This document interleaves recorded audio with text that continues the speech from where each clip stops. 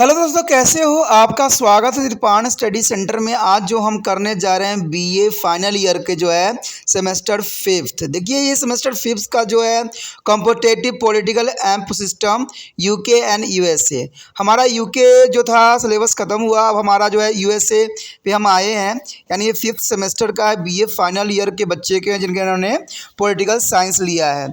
आज जो हम करेंगे फर्स्ट चैप्टर करेंगे ठीक है। ये हमारा यूनाइटेड किंगडम ऑफ अमेरिका के विषय में होगा। अमेरिका के संविधान का निर्माण, making of the American constitution, जो कि बहुत काफ़ी इंपॉर्टेंट चैप्टर है। इसमें हम अमेरिका के संविधान के विषय में जानेंगे कि वहाँ पर किस प्रकार के रूल रेगुलेशन अपनाए जाते हैं और अपने जो है अर्थव्यवस्था को कैसे मजबूत करते हैं, और इसमें जो है पॉलिटिकल पार्टी की अपनी क्या विशेषता होती है।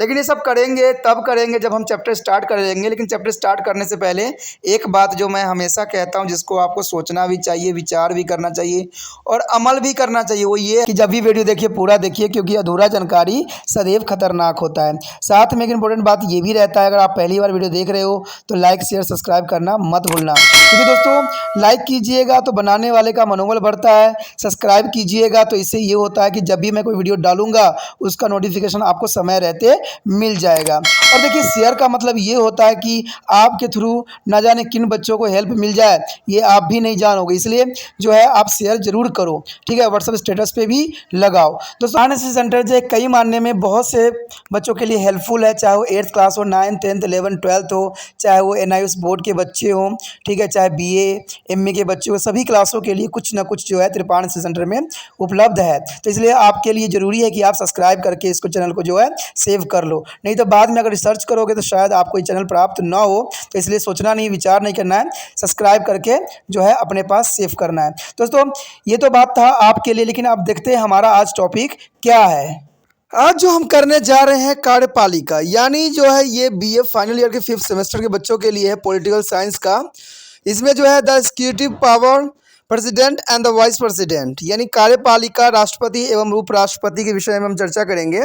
इसमें हम जानेंगे कि राष्ट्रपति के चुनाव की प्रक्रिया कैसे होती है और उसका क्या रूल रेगुलेशन है। तो उसके बारे में जानने से पहले हम जानना चाहेंगे कि संयुक्त राज्य अमेरिका का संविधान आध्यात्मक जो शासन प्रणाली यानी presidential form of the government की स्थापना करता है, और आध्यात्मक जो है शासन प्रणाली में कार्यपालिका का मुखिया राष्ट्रपति ही होता है, और राष्ट्र के कार्यपालिका शक्तियों की राष्ट्रपति के पास होता है। राष्ट्रपति इंग्लैंड के जो है महारानी की तरह नाम मात्र का शासक न होकर वास्तविक शासक होता है।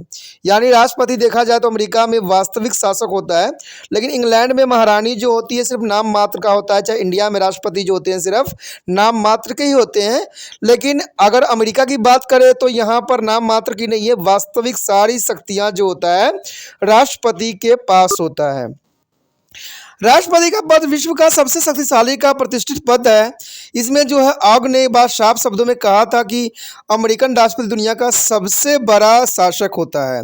यह कोई नाम मात्र मुखिया नहीं है, तो इसकी शक्तियां का वास्तविकता है, ठीक है। इसमें बहुत से साइंटिस्टों का यही विचारधारा है। चाहे हम सिडनी के नाम ले तो सिडनी ने अपने शब्दों में यही बात बोला था कि यह संघीय अधिकार शक्ति का एक केंद्र तथा राष्ट्रीय एकता का चिन्ह बन गया है। संयुक्त राज्य अमेरिका के पश्चिमी गुट के नेता होने के कारण जो है राष्ट्रपति के पद को एक नया विश्व संबंधी आचरण प्राप्त हुआ है। इसे इस पद का विश्व के हर भाग पर जो है प्रभाव पड़ा है।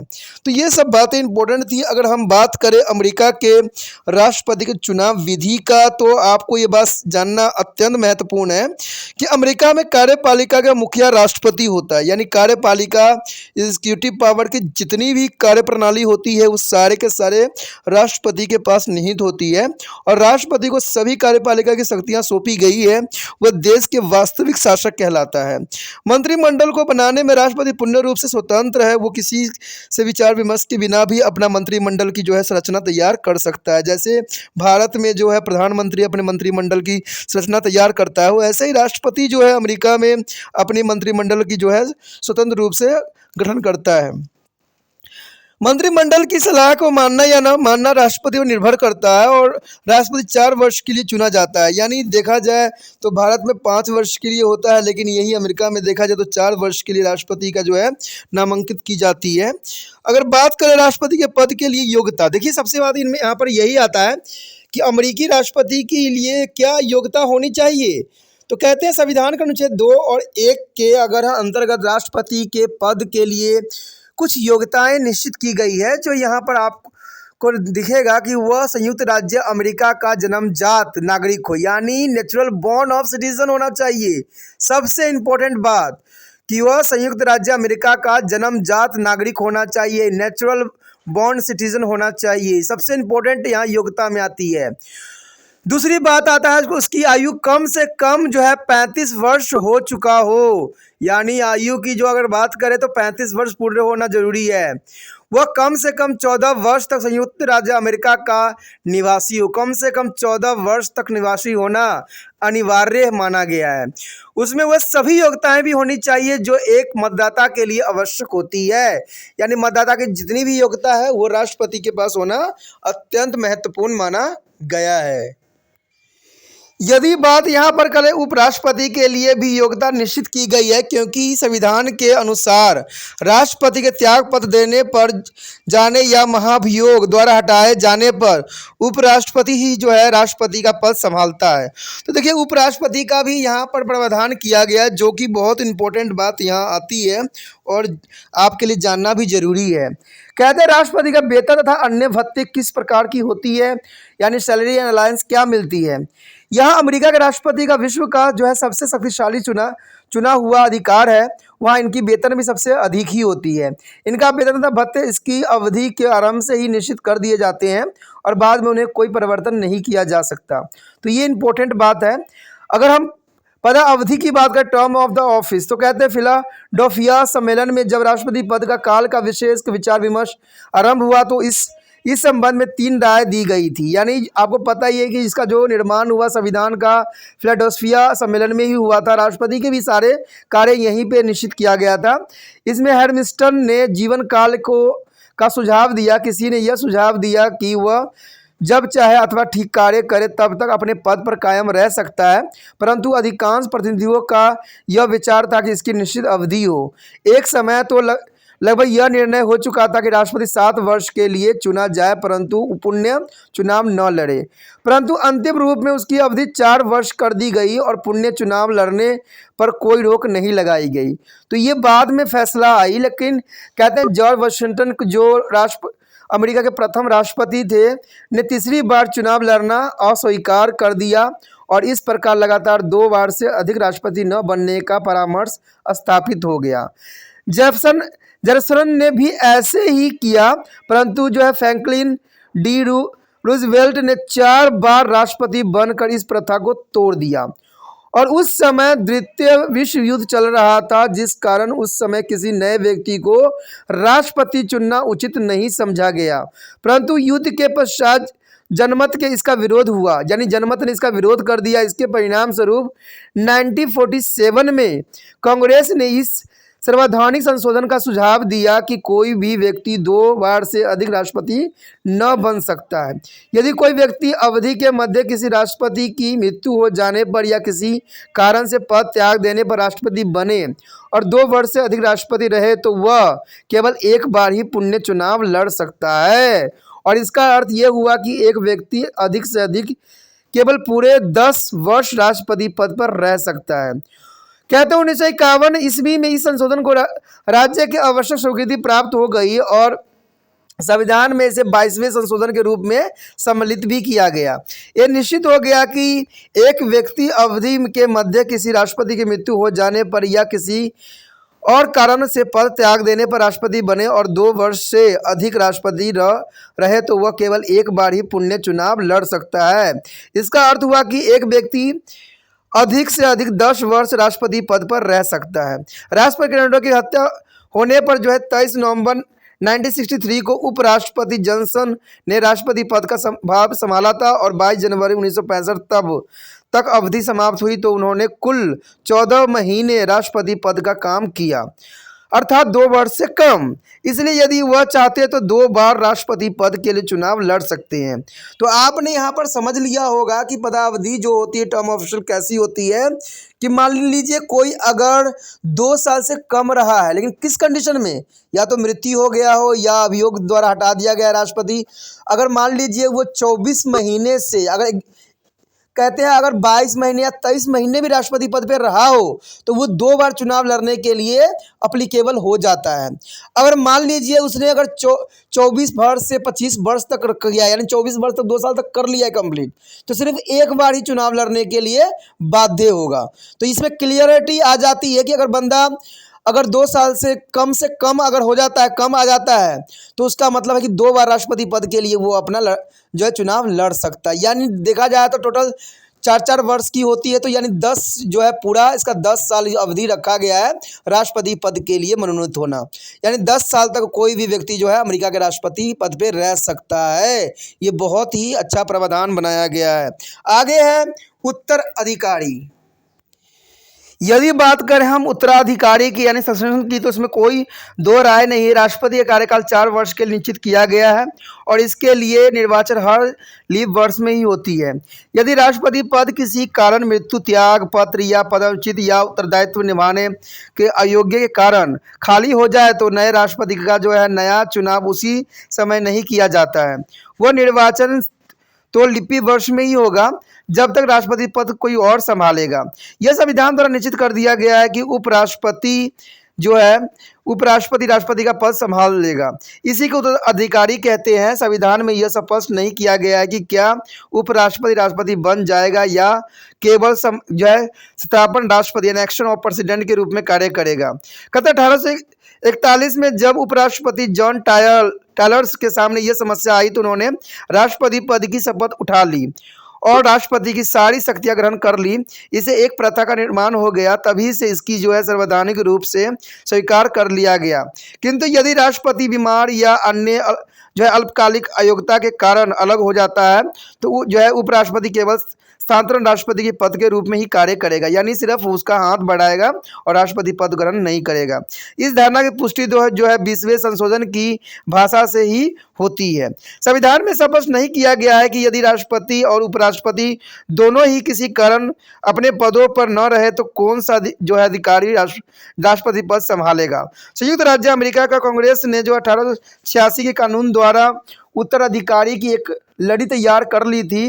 1946 में ये अन्य कानून द्वारा इस क्रम को तब्दीली कर दी गई और उपराष्ट्रपति के पश्चात क्रमानुसार 14 अधिकारियों की लड़ी में से जो अधिकारी पद को संभालेगा उनमें पहले 2 इस प्रकार हैं। पहला तो उनको बनाया जाएगा जो प्रतिनिधित्व सदन के अध्यक्ष होंगे, यानी speaker of the house of representative. दूसरा होगा सीनेट के अल्पकालिक अध्यक्ष यानी president pro temp of the senate. तो कहते हैं अगर वैसे देखा जाए तो 25वें संशोधन के पश्चात यह संभालना बहुत कम हो गया कि समय पर कोई उपराष्ट्रपति न हो तो उस संशोधन द्वारा राष्ट्रपति के अधिकार दे दिया गया है। जब उपराष्ट्रपति का पद खाली हो तो राष्ट्रपति उस पद के लिए किसी व्यक्ति को मनोनीत कर सकता है, पर उसकी नियुक्ति कांग्रेस के दोनों सदनों द्वारा बहुमत से अनुमति दिए जाने पर ही होगा। तो ये जो बात थी वो जो है कांग्रेस के दोनों सदनों के ऊपर डिपेंडेबल कर दी गई। तो ये काफ़ी इंपॉर्टेंट बात यहाँ पर रह गई। यदि बात करें अमेरिका के राष्ट्रपति के चुनाव का तो ये भी थोड़ा सा विचित्र ही देखा जाता है। अगर हम देखें तो फिलाडेल्फिया के सम्मेलन में इस विषय पर बहुत विवाद भी हुआ था कि राष्ट्रपति के चुनाव के लिए किस प्रणाली को अपनाया जाए। कई प्रतिनिधियों ने यह सुझाव दिया कि राष्ट्रपति का चुनाव नागरिक के द्वारा प्रत्यक्ष रूप में किया जाए, परंतु बहुमत इस विधि के विरुद्ध था क्योंकि उसे भड़कीले भाषण करने वाले साधारण जनता की भावनाओं को उत्तेजित करके किसी गलत व्यक्ति को जो है चुनाव करवा सकते हैं। तो यानी भड़काऊ भाषण से तो हो जाता है कि कभी कभी नागरिक भी जो है बहक जाते हैं। संविधान निर्माता राष्ट्रपति के चुनाव के लिए एक शांतिमय वातावरण रखना चाहते थे जहां राष्ट्रपति गुणों के आधार पर चुना जाए। कई प्रतिनिधियों को यह सुझाव दिया गया कि राष्ट्रपति कांग्रेस के द्वारा चुना जाए, परंतु यह सुझाव भी रद्द करना पड़ा क्योंकि एक तो यह शक्तियों की पृथकीकरण के सिद्धांतों को उल्लंघन करता था और दूसरी कांग्रेस द्वारा जो है चुना हुआ राष्ट्रपति स्वतंत्र नहीं हो सकता था।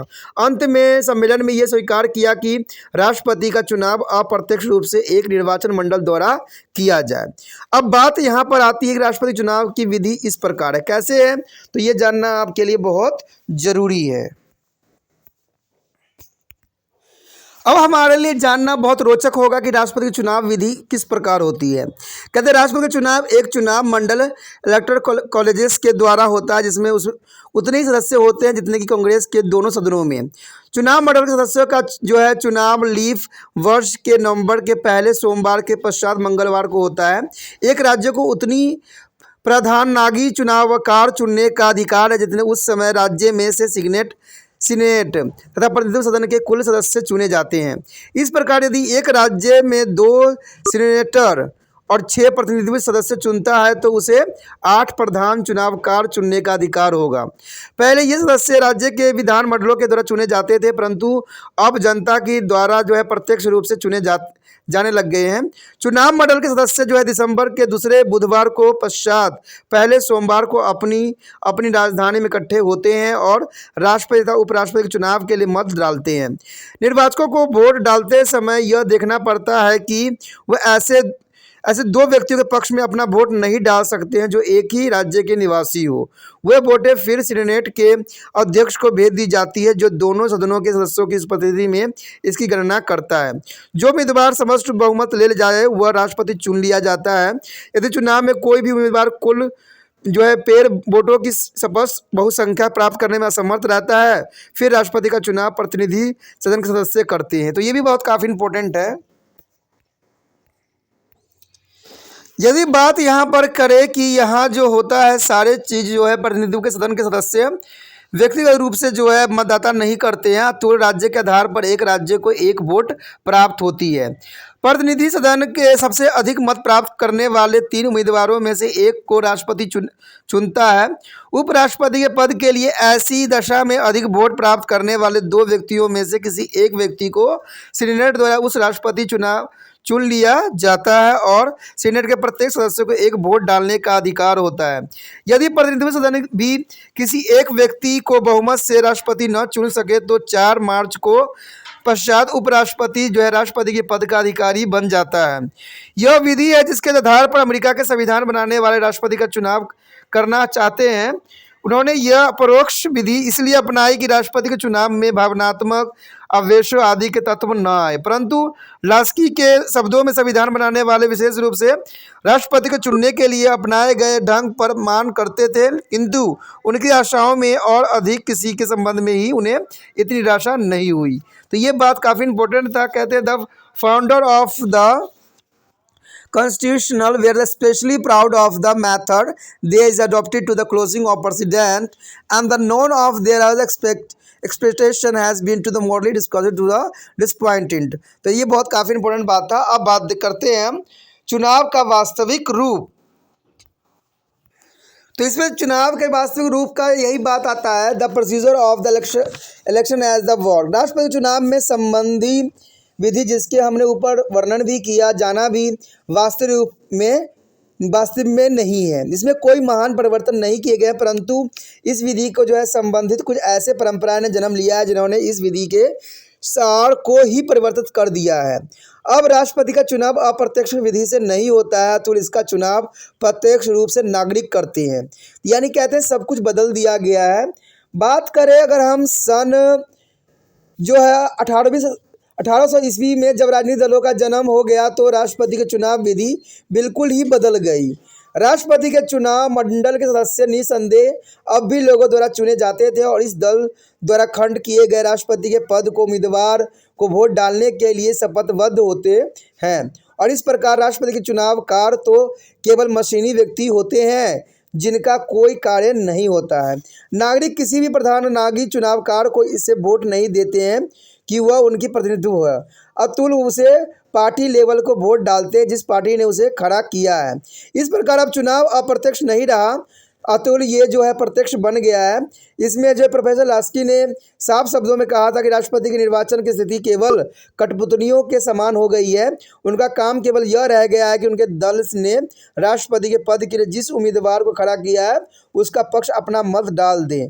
यानी presidential election has be become automatic the mayor of registration of their party choose of the presidential candidate. यानी कहा जा सकता है कि इसके अतिरिक्त राष्ट्रपति का चुनाव अब गंभीर वातावरण में नहीं होता है जैसे कि संविधान बनाने वाले चाहते थे। अब तो राष्ट्रपति और उपराष्ट्रपति का चुनाव संयुक्त राज्य अमेरिका में एक महान घटना सिर्फ बन के रह गई है।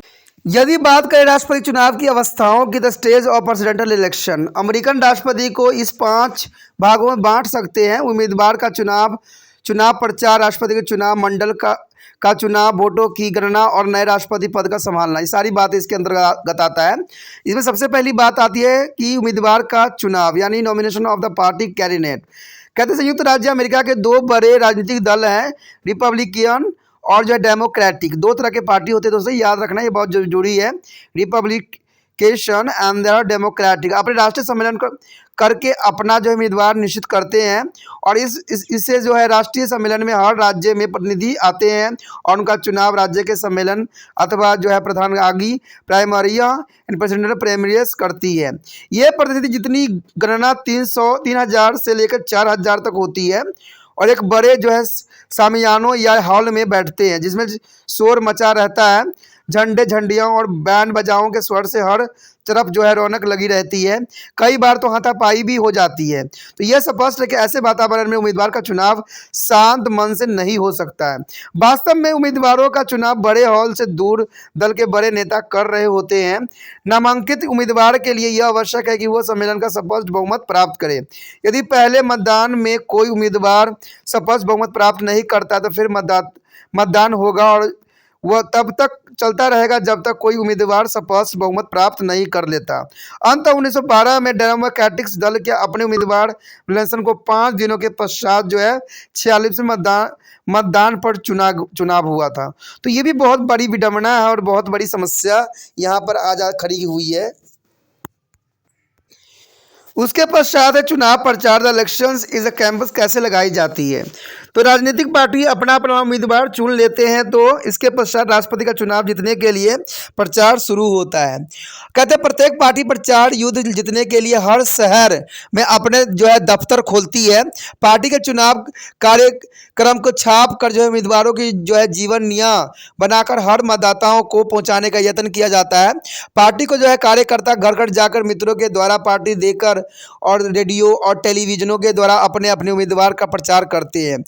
उन दिनों डाक का बड़ा भाग चुनाव संबंधी सामग्री होती है। राष्ट्रपति के पद के उम्मीदवार देश के तूफानी दौर करते हैं, स्थान स्थान पर अपनी जो है मोटरों की छतों पर खड़े होकर ये प्रचार करते हैं और रेलवे प्लेटफॉर्मों पर नागरिकों को भाषण देते हैं।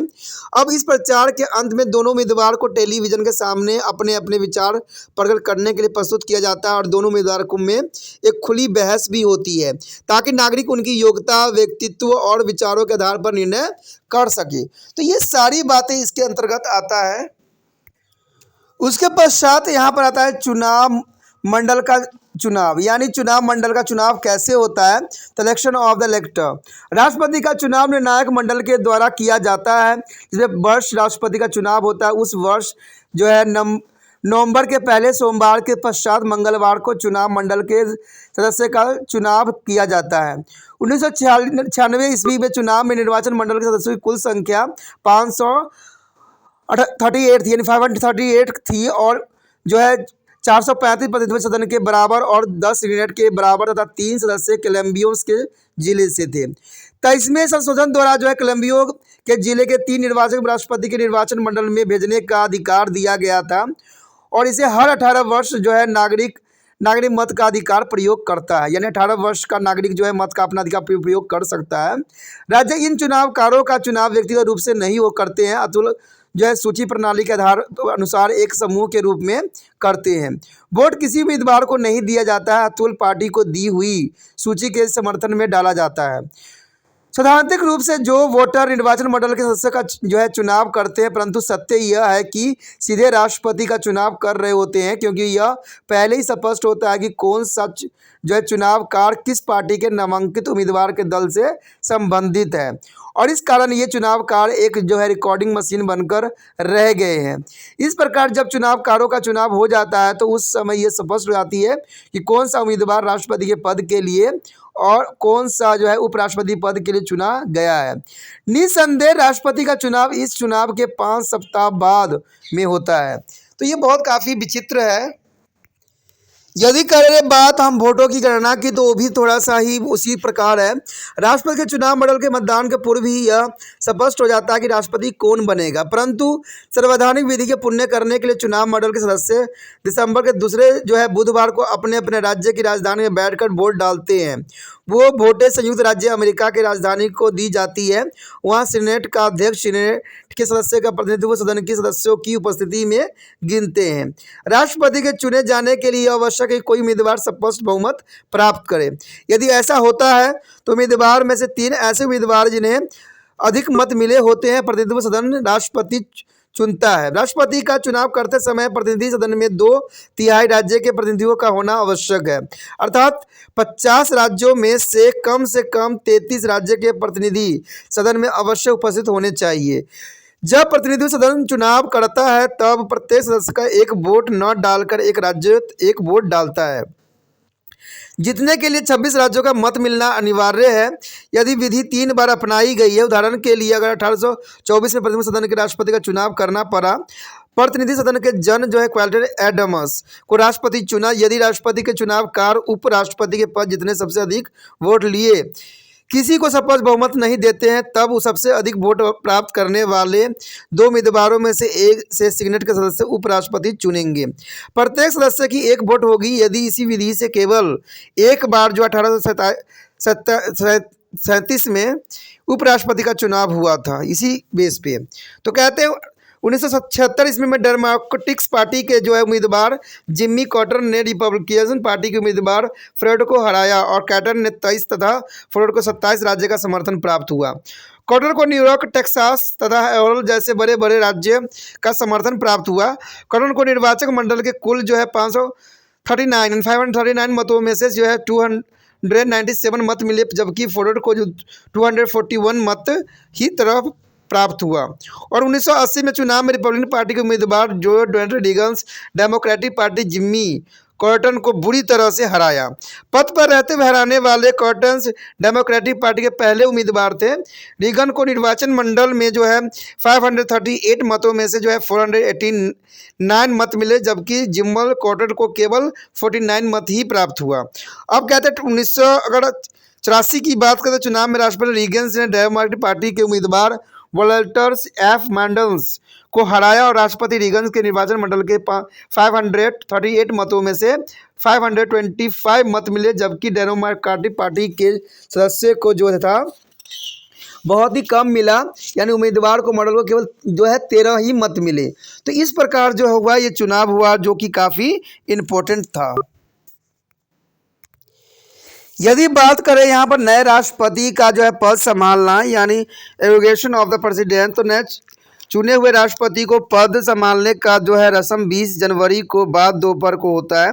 यह तिथि 20वें संशोधन के आधार पर 1933 में निश्चित की गई थी। इससे पूर्व नया राष्ट्रपति 4 मार्च को पद संभालना होता है, परंतु इसे चुनाव पद संभालने से लंबा समय पर जाता है, इसलिए संविधान में संशोधन किया गया और राष्ट्रपति पद संभालने पर सर्वोच्च न्यायालय के मुख्य न्यायाधीश के द्वारा दी गई शपथ ग्रहण करता है। चुनाव विधि के आयोजन, यानी क्रिटिलिज्म ऑफ द इलेक्शन सिस्टम, जिस विधि के अनुसार आज अमेरिका के राष्ट्रपति का चुनाव होता है, उसकी कई पक्षों ने आलोचना भी किया है, जो कुछ इस प्रकार है। तो इसमें सबसे पहली बात आता है निर्वाचन का अस्तित्व नाम मात्र, nominate of excluded of the इलेक्टर। यह चुनाव शांतिपूर्वक तथा भावना से रहित वातावरण में नहीं होता है। संविधान बनाने वाले राष्ट्रपति का चुनाव मंडल बनाकर यह ही सोचा था कि जनता के प्रतिनिधित्व राष्ट्रपति पद के उम्मीदवारों को गुण और दोषों पर शांत मन से विचार करके इस पद के लिए किसी योग्य प्रत्याशी को चुनेंगे, परंतु आज इससे बिल्कुल ही विपरीत हो रहा है। निर्वाचन मंडल के सदस्य अपनी अपनी पार्टी के हाथों में कठपुतली बन जाते हैं, जिनका केवल यही काम है कि वे आंखें बंद करके अपने उम्मीदवार को वोट डाल दें। 1820 ईस्वी के पश्चात कभी भी किसी सदस्य ने अपनी इच्छा अनुसार वोट का प्रयोग नहीं किया, इसलिए यह चुनाव प्रणाली बिल्कुल ही अर्थ रहित हो गई है। यानी आज इसका समय में कोई अर्थ नहीं है, सिर्फ कहते हैं जिसका लाठी उसी की भैंस जैसा बराबर हो गया है। इसमें प्रोफेसर वैगन ने साफ शब्दों में कहा था कि राष्ट्रपति के चुनाव में वोट डालने वाले निर्वाचक केवल पोस्टरमैन का दर्जा रखते हैं। संयुक्त राज्य में जनता इस संस्था को कोई महत्व नहीं देती है। अमेरिकन प्रणाली में शायद कोई अन्य संस्था है जहां औपचारिक और वास्तविक शक्ति में इतना भेद पाया गया हो। यह पद इतना शक्तिहीन है कि इसके प्राप्त करने की इच्छा किसी में नहीं पाई जाती है।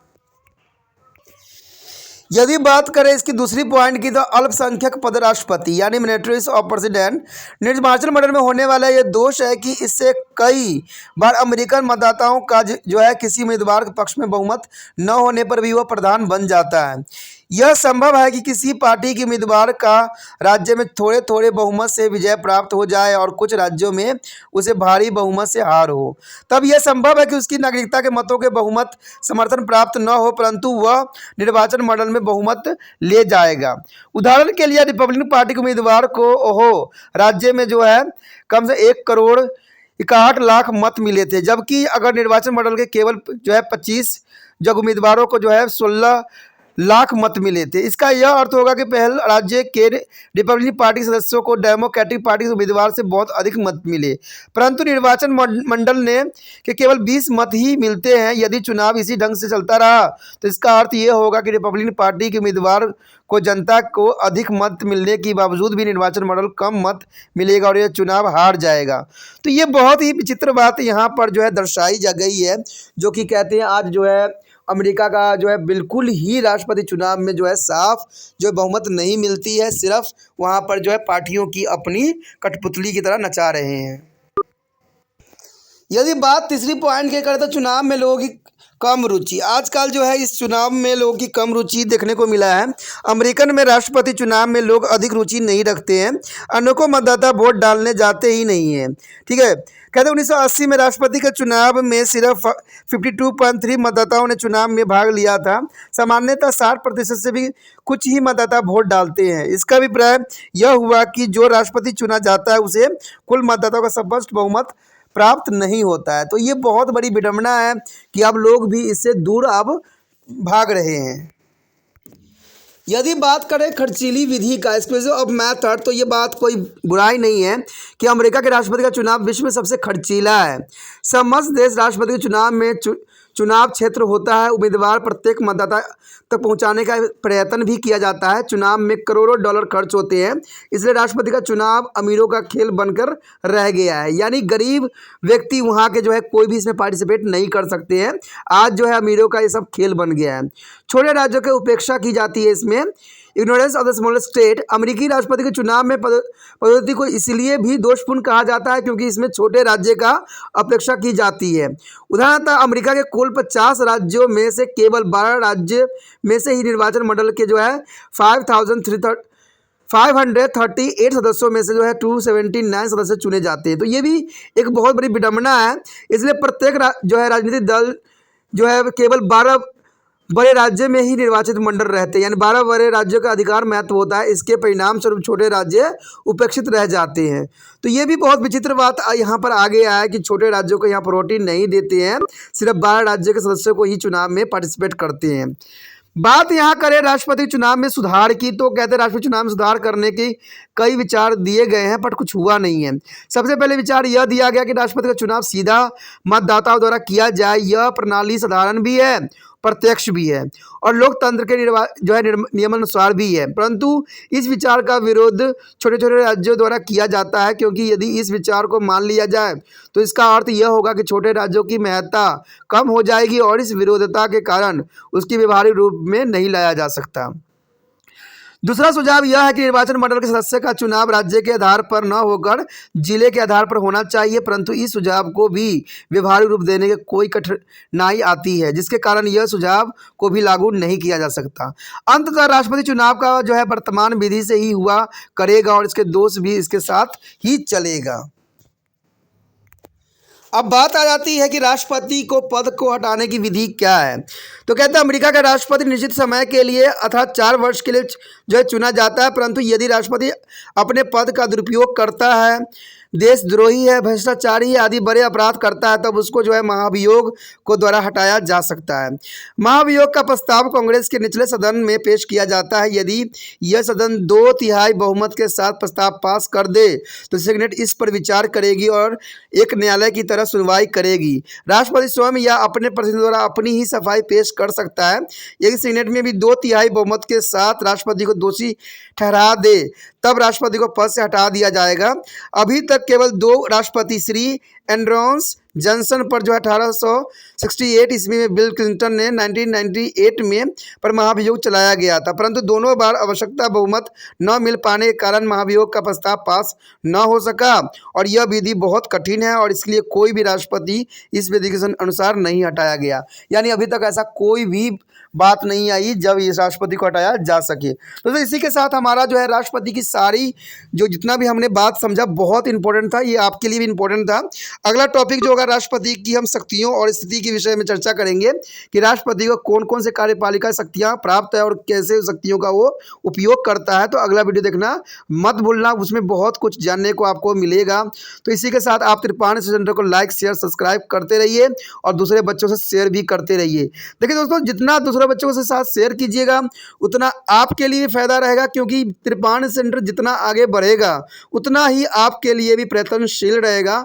तो यहाँ आप जो पॉलिटिकल साइंस के सब्जेक्ट देख रहे हो वहाँ पर आपको सोशोलॉजी का भी सब्जेक्ट देखने को मिलेगा, इंग्लिश का भी देखने को मिलेगा, history, Punjab history of culture, history, सभी सब्जेक्टों का विषय देखने को मिलेगा।